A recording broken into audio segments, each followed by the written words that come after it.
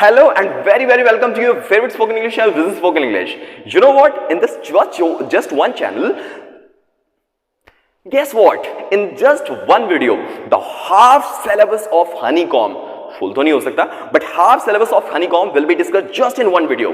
I'll tell you the whole overview of the story, summary of the story, the important questions of the story or poem, whatever which is important for you. So if you are from standard 7, if your parent, what student is studying in standard 7, if you are a teacher, what student is studying in standard 7, what student is studying in standard 7. Wow.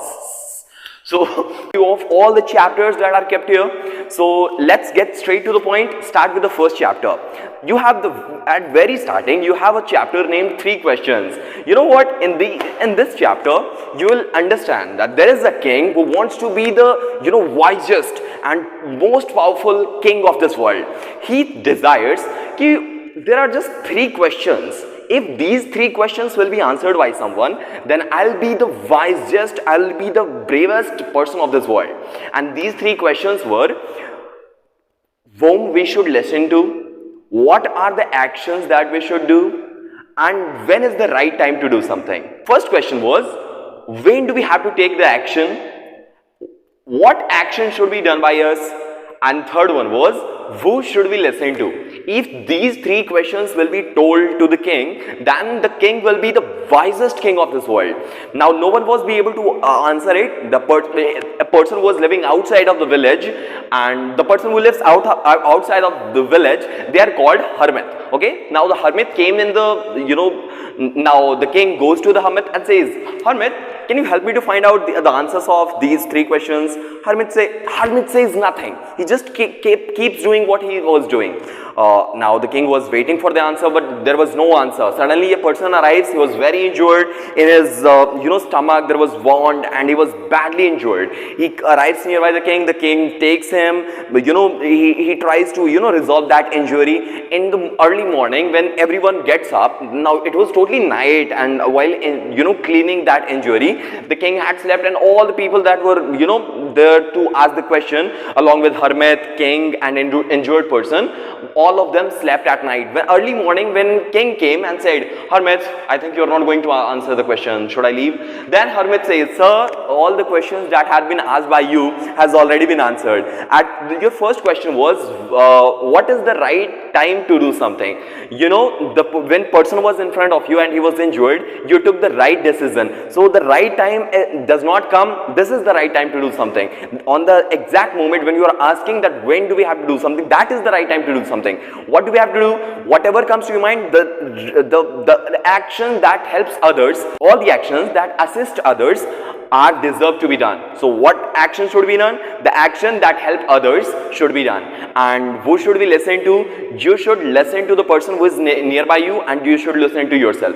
These were 3 questions, and this is how hermit told answers of this question. Second chapter was the squirrel. In this chapter you will understand about the squirrel from poet's perspective.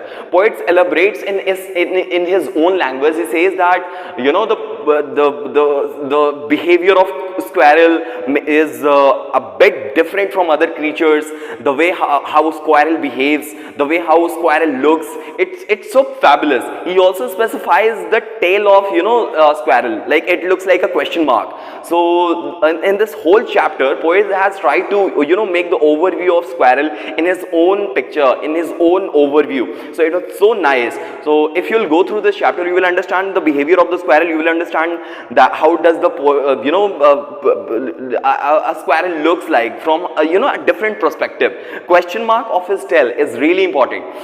In examination, this question must be arrived, because whole chapter revolves nearby this topic.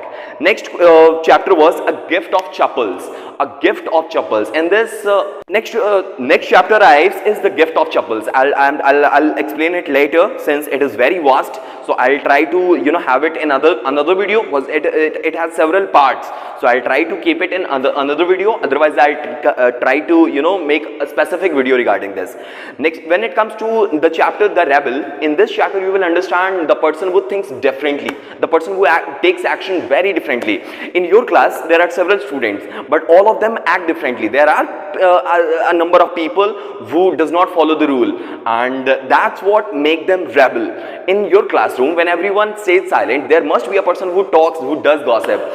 When we want sunlight, the rebel says, no, I want the clear sky. When it rains, we say rain should be stopped, but rebel says, no, it's cool. So rebel does just opposite than us. So in this chapter, you will understand that being rebel is a unique identity of a person, and it's a bit offensive, it's a bit hard for us to be a rebel, but having rebel is really cool, because in your class there are if there is any person who is totally different from everyone, then it makes you feel good. Otherwise, if everyone follows the rule, everyone goes with the flow, then your life gets normal and uncool. Next chapter that has kept here is Gopal and the Hill Surface. There are in this chapter you will understand that there is a person named Gopal, and he is a minister, and Gopal is a minister in his king's empire. In that empire, everyone used to talk about Hilsa fish. It is a specific type of fish, and everyone talks about it. And now king is getting frustrated. He is very furious at everyone, that everyone is talking about Hilsa fish. Why don't you talk about something very constructive? Then the king is really furious when he got frustrated when even ministers started talking about it. And he calls his minister Gopal and says, Gopal, can you do me a favor? Can you make them quiet for a while? Can you make them not to talk about Hilsa fish? Gopal says, it's not that hard. I'll do it for you. Gopal, let's see what does Gopal do. First of all, he puts ashes on his face. He wears some indecent cloth. After putting ashes on his face, after wearing indecent cloth, he starts leaving to the market in order to purchase a Hilsa fish. At that same time, his wife says, have you gone mad? Have you gone crazy? What people will talk about you? This is not how it works. You should not wear these type of clothes. But Gopal does not listen to it. Gopal goes ahead, and everyone stares at him, everyone laughs at him, and then he goes to the chariot of king. When he goes to in front of the king, no one was talking about Hilsa fish, everyone was talking about his appearance, and this is how Gopal won. And this is what king was desiring, that no one has to talk about Hilsa fish, and no one literally did. Everyone was talking about that Gopal. So this is showed his intelligence and made himself viral. In next chapter, you will see the chapter Shed. It's a bit humorous poem. In this poem, the author himself is afraid of the shed. Actually, the author is not as old as we are. Author is literally nearby 9 to 11 years old, and he is literally afraid of the. He was afraid since he was told by his elder brother that there is a ghost living in this shed. If you ever try to go there, they will stare you, they'll peek at you, and as soon as you will go inside that shed, they will come out of it and they'll kill you in pieces. And now poet is really excited in order to go to the shed, but with that excitement, he is afraid of the shed. He is curious for the shed. So afraidness, excitement, and curiosity, all these adjectives can specify that little boy. In this poem, you will learn about it. The next chapter is the ashes that made the tree bloom. I'll also try to include it in a specific video because it's a bit vast. If I try to make it shorter, you won't understand anything. You will literally not understand anything. So the next chapter is Chivi. Chivi is something, Chivi is a type of instruction that is being given to us, over time, and it makes us feel frustrated. It makes us feel annoying. So if your teacher is in front of you and he or she tells you to complete your homework every day, every period, then you're being chivied. At your home, when your parent tells you, when your parent tell you the same thing again and again, don't pick your noses, don't sit like that, don't talk in that manner, don't sit up straight, speak up. Like these instructions are driving us crazy. In our real life, we just literally hate these instructions, and that's what that's what the poet feels like, and that is how he has, and that is why he has included this in this specific poem. The next chapter is about quality. The quality revolves around the honesty of a person named Gessler, if I'm not wrong. The Gessler is a bookmaker.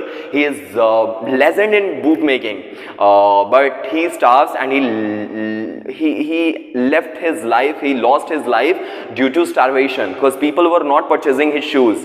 He was not advertising. People were not looking at that shop. People were not visiting that shop. That made the Gessler die. The big firms, big organizations were advertising themselves. They were not focusing on quality of their shoes, but Gessler was focusing on the quality of his shoes, but he did not last long. He's lost his life. With his business, he's lost himself, his life. After his death, his elder brother takes over his business, but he also couldn't do anything with it. He also lost his business. Afterward, again a big firm arrives and takes over his business. So this is how big firms won, and the life and the business of Gessler lost forever.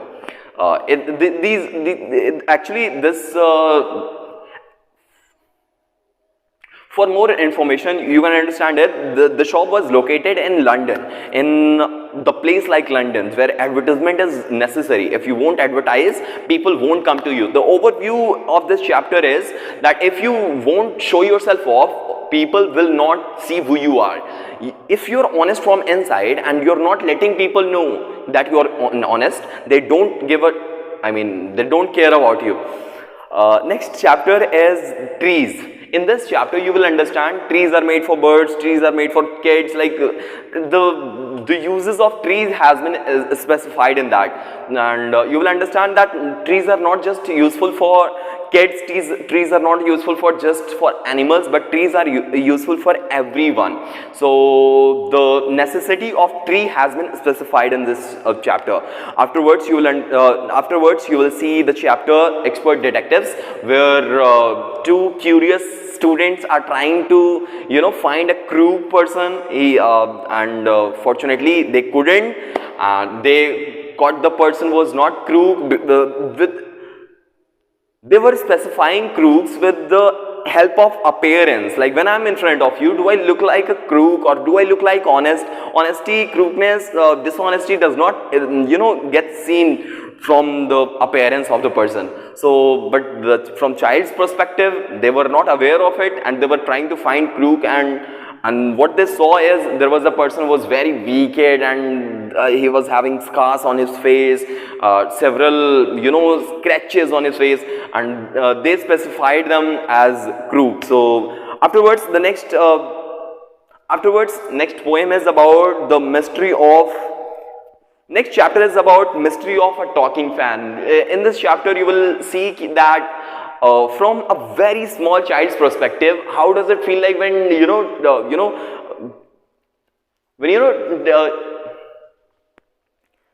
so it was the half syllabus of this.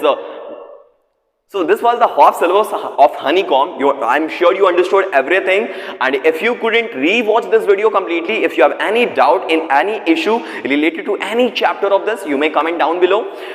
Help me to know that how was this video. Help me to know what new topics do you want to see on. Till then, take care of yourself. Have a very good day. See you in the next one.